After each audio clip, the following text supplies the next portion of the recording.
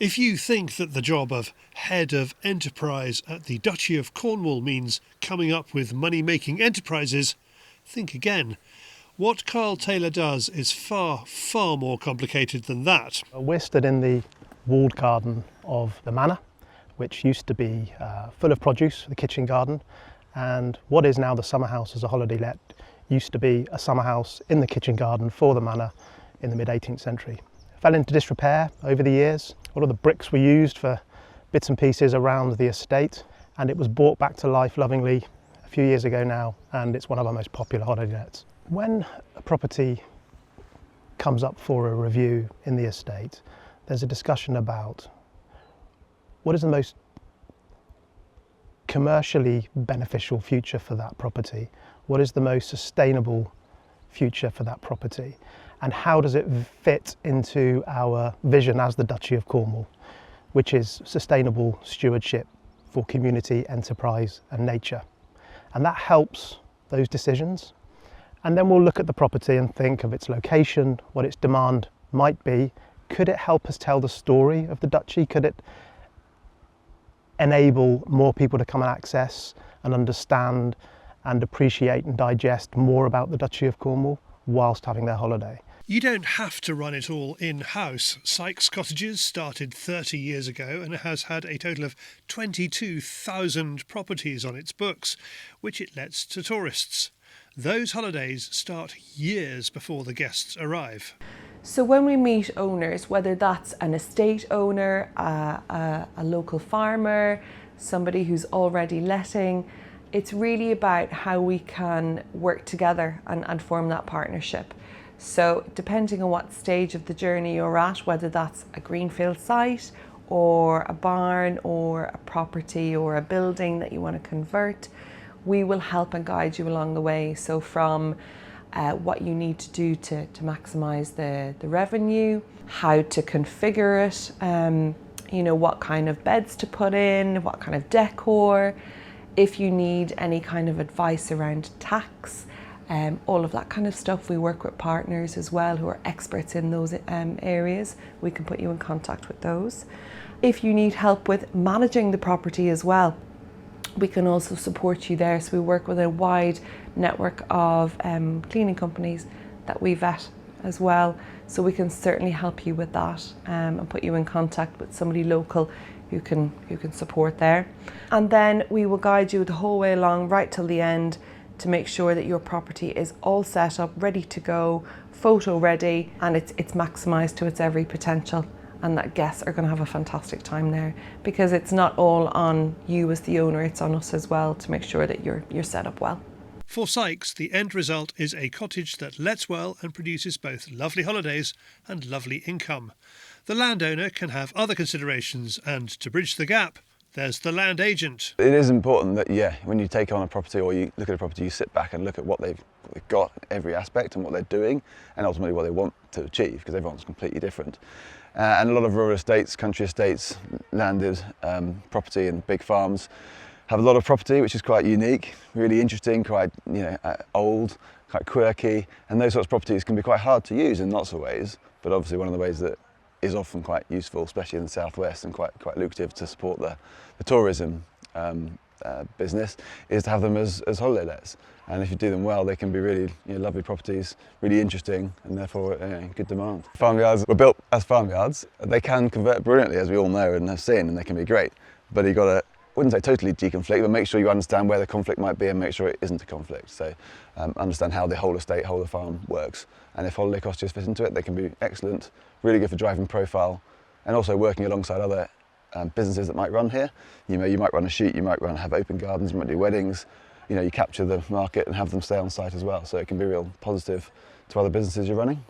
When it comes to a client fully convinced that their old barn will make them a fortune as a holiday rental, one of Chris's main jobs is to root himself firmly in reality. I think you've got to be realistic where you are and where the properties are. When I look at it for clients, you've got all sorts of properties. Down here, I work in Cornwall, the ones by the coast, will be, massively more expensive and therefore lucrative, and therefore the ones you'd probably do first compared to a inland cottage. So having said that, as long as it's an interesting property and it's quite unique and it's different to the plethora of other ones out there, which can be frankly quite boring, which estates and farms can really provide that interest, then they're usually the market. But I would say that obviously the last 5 years have been quite up and down in the tourist market in the world generally, and I think there's been a huge high and it's sort of dropping off a bit now. But so you've got to make sure that whatever you do as a holiday cottage, you do that research and you understand and take advice to make sure it is a property that will be in demand, rather than one that will, not generate the returns you want. This leads to another part of the estate infrastructure. Who can advise? The wealth manager. So I guess the starting point would be whether they need to build from scratch or whether they're renovating existing cottages, and how they're going to finance that. So that could be from an existing portfolio where they release some capital that they already own to do that activity, or whether they need to borrow money. And it might make sense in a capital structure to actually borrow some money to buy a property and then do it up with money that you already have. There's a wide range of different ways that these things can be financed, and typically landowners tend to be quite asset heavy and perhaps not have as much cash in the bank as they might need to do this sort of thing, so that borrowing against a portfolio might be a way forward. Among other considerations are, how green are your buildings? These properties will need to pass certain energy performance measurements as well. So as the government gets more aware of its commitment to net zero by 2050, we're finding that properties that have better EPC ratings are likely to be more liquid in the future, and that can cause a need for financing for retrofit, for example, to actually bring that EPC from perhaps a D up towards a B or an A. Banks are also incentivized to improve the energy performance of a property they've lent against, because they've made net zero commitments as well. So we may see in the future possibly that there are different interest rates associated with different energy performance levels of a property. We as a Duchy have an ambition to hit net zero in the early 2030s, and we all have a part to play in that. Within the holiday cottage part of the Duchy of Cornwall, we will bring between 5,000 and 6,000 people to the Duchy every year. So we have an opportunity to engage with them, to share our story, to discover things within their properties that they wouldn't have expected, like the toiletries that we might be using, like the cleaning materials and the cleaning products and the biomass boilers, air source heat pumps, even down to the bamboo toilet paper that we've now introduced into the cottages. And we've got some lovely literature in there to accompany them so that people understand the direction of travel that the Duchy is taking. Don't feel you have to go green with your properties. Sykes has this advice. So whilst inquiries for eco-friendly accommodation is up 80% year on year, you do not have to do anything. It is your property at the end of the day. We are simply here to give you that advice. So you do not have to have an electric car charging point. However, if you do have one or want to put one in, then fantastic, and it will certainly maximise or contribute to the potential of your property for sure, but you don't have to have one. What does everyone forget when planning to build their holiday lets? Chris Anderson says it's often the staffing that they will require. I'd say the hardest or the most important thing is it going to work for the estate? Is it going to work for the client? How are they going to manage it? How are they going to market it?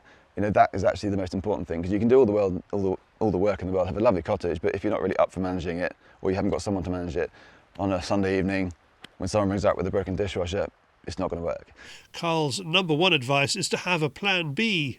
We will always future-proof, so we'll cover the risk, and looking at if this didn't work out as a holiday let, could we future-proof it so it could easily convert into a residential let or a sale or whatever for that property. And that's really important these days that you do that. You have to secure against what might happen in the future. And we're in an ever-changing market at the moment, especially in the holiday cottage world. So you have to be aware of that. And I think you have to think about designing your properties, laying them out, the outside areas, in a way that they will appeal to a broader market, especially in Cornwall. When it comes to your holiday cottage planning, one word comes up again and again. Quality. I think at the current market, unless you're in an amazing location that sells itself like on a beachfront or something, you need quite good quality. There's been a glut of properties in the market. We all know about it, hear about it, Airbnb and all the other ways that properties have come into the market. To stand out, I think estates are quite fortunate that you've usually got a nice location, they're nice properties, you've got the starting point, but you've got to do it well. and convert the property well and really give them a nice offering and make sure it's something people want. We've got a greenfield site in front of us and the owner asks us, what do I do with this? What are my options here? Or they've got an outbuilding and it's full of straw and mud and animals, and they say, what could I do with this? Is there any potential here? And we say, yes, there is. And then it's right to the very end when they've got their first customers arriving and everything is set up for success. And then those customers have a fantastic time. They leave wonderful feedback for the owners and they decide to come again or tell their friends about it. What more could you ask for? So that is really what we're here to do. At the end of the day, when we get behind these projects, we really do, and we have to think about what we want it to become and focus on that. And I think as long as you've done the work and you have a B plan and you have a C plan, then you're on a good track. And I think that's really important for us to remain on that and to be positive. And the one thing that we are never in control of in the holiday market world is what happens with the economy and people's money in their pocket and what they decide to do with it. So, but I think quality is everything, and you have to stick to that, and you have to stand out, and you have to be a little bit different, and you have to be where you can, like this property, a little bit quirky, and I think there'll always be a future. If you want to know more about how to build holiday cottages on your land, you can meet Investec Wealth and Investment UK, Carter Jonas and Sykes Cottages at the Game Fair, the 26th to the 28th of July 2024 at Blenheim Palace.